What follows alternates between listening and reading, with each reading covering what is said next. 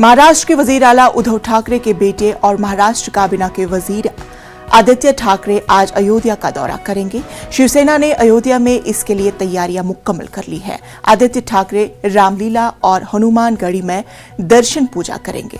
इससे पहले वो दोपहर तकरीबन 3:30 बजे प्रेस कॉन्फ्रेंस करेंगे। इसके बाद वो शाम तकरीबन 5:30 बजे रामलीला के दरबार पहुंचेंगे। शाम की सरयू आरती में भी शिरकत करेंगे। आदित्य ठाकरे तकरीबन 6 घंटे अयोध्या में रहेंगे।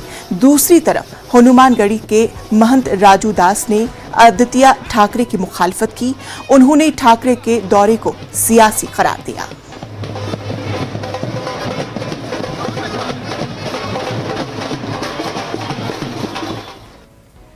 आस्था हमारे में दिल में है। हम अब तो देख रहे हैं कि हम गए कई साल आते रहे हैं, 2018 हो 19 हो। 2018 में जब पहली बार आए थे तब यही कहा था, पहले मंदिर फिर सरकार।